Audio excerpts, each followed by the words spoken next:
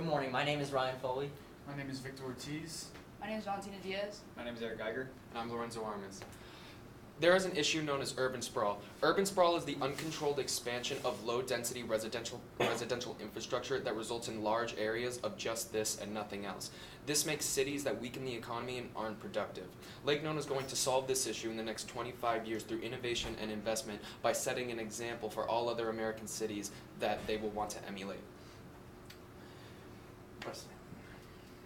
Politics has played a huge role in getting Lake Nona to where it is right now and will play a huge role in getting it to where it will be and to the example it will set. Before all of this, Central Florida was mainly grasslands and cows, but in 2002, Jeb Bush, the current governor at the time, confronted self-made billionaire Joe Louis about creating higher-paying jobs in Central Florida through a biomedical cluster. For the last 15 years, he, along with other politicians, have supported this idea of Lake Nona even through the economic crisis of 2008. This is what it takes, a government that is invested and willing to support an idea like Lake Nona. Along with just support, Florida has invested over $2 billion worth of its own money. This includes grants to UCF Medical School, incentive packages to research institutions, and land investments. The results of this can be seen right here. This is a map from Lake Nona website, and as you can see here, we have Nemours Children's Hospital, VA Medical Center, and within a 10-mile radius, we have communities such as Laureate Park and Village Walk up here. And what this is intertwined job and communal infrastructure. Can you go back for me? Back again, please. What this is intertwined job and communal infrastructure, which is very dissimilar from the broken design of urban sprawl and very productive. And the reason we can have something like this is because of the efforts of people like Jeb Bush. Now, as stated previously by my group member Lorenzo, Lake Nona is a great example of how urban sprawl can positively affect a city. However, for a city to positively benefit from this, they need to follow in Lake Nona's footsteps, meaning that investors and politicians not only have to support but invest in the projects that they're trying to fund. For example, when Denny Sanford donated $50 million to the Berman Institute of Medical Technology, he did not invest it in immediately expecting a reimbursement. Instead, he invested and donated his money to help the institute establish itself, which then in turn allowed other infrastructures and other medical facilities to become established. For example, like the Nemours Children's Hospital. Now, obviously, this can, to make a long story short, in order for this to happen, Lake Nona, other cities need to follow in footsteps by investing and politicians supporting it. For example, here's a graph of Melbourne's population in Australia, starting from 2002 to 2015. For this chart shows how they have grown in percentages. For example, purple is showing the outer growth, outer being in red, and central being in green. The population, for reference, starts at 52,500 in 2002 and grows to 4 million over these span of years through urban sprawl.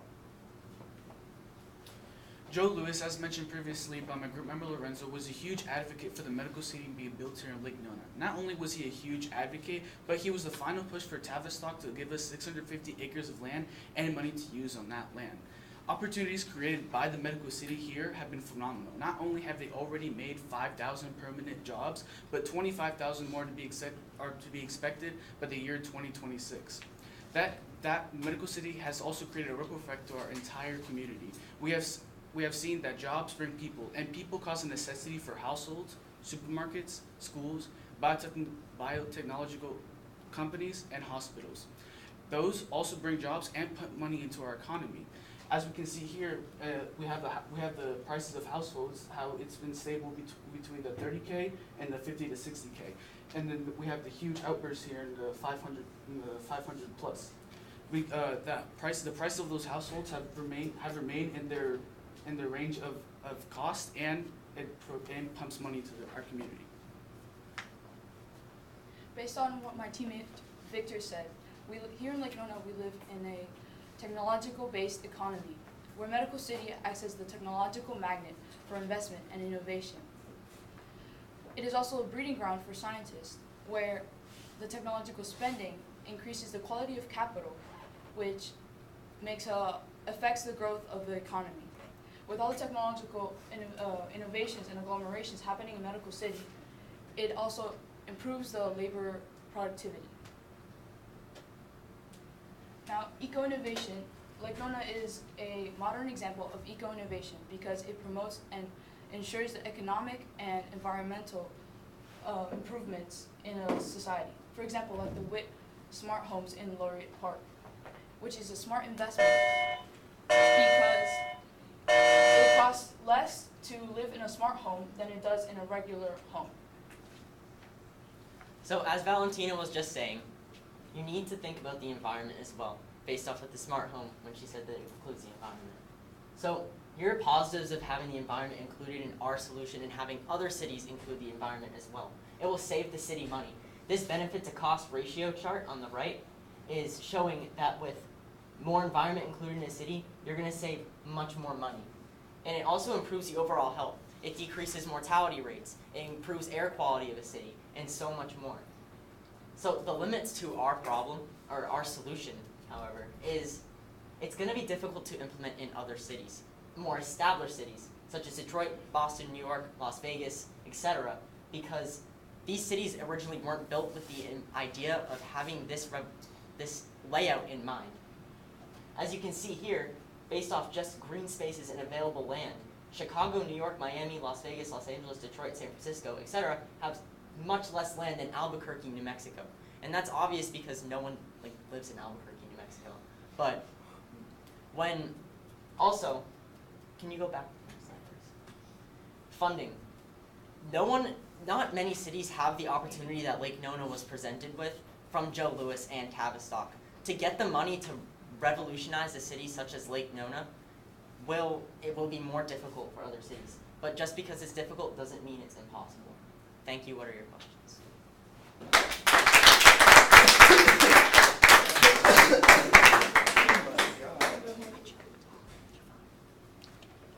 All right, thanks guys.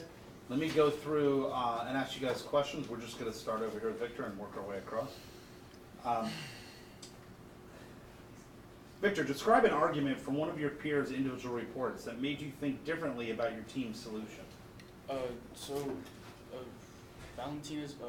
Valentina's argument for the technological companies, more specifically, changed my way of giving my speech to give her leeway to talk about those companies, and changed my overall perspective on my lens, which is political.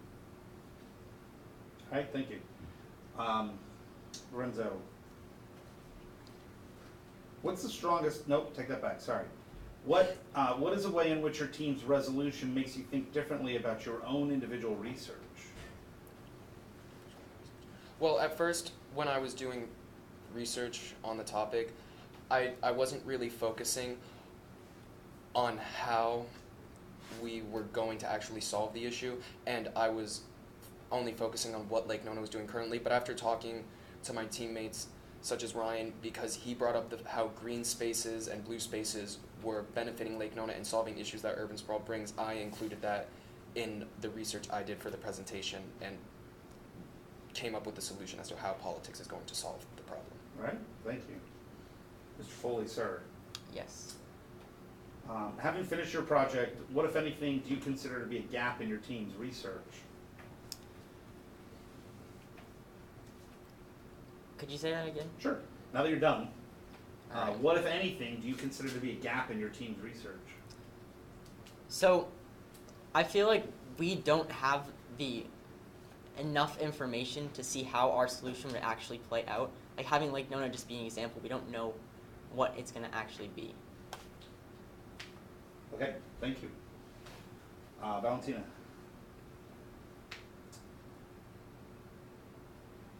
Describe how the content of your team presentation was changed as a result of your group discussion and interaction. So when we were making our own research, we were just focusing individually on our lenses. And as we started discussing, we found out that the environment and technology and the economy would be our basis of our presentation because it had the most amount of solutions and it went together perfectly to collaborate. All right. And Eric saved the best for last. Reflecting on your colleagues' work, which one had the greatest impact on your overall understanding of the problem? Personally, I think Lorenzo's research had the greatest impact upon mine because he did a lot of research on urban sprawl and how politically it can affect the economy and the surrounding area of Lake Nona. And using that research with my essay being economic, I could really build a argument or thesis around what he said. All right, cool. You're done. Thanks.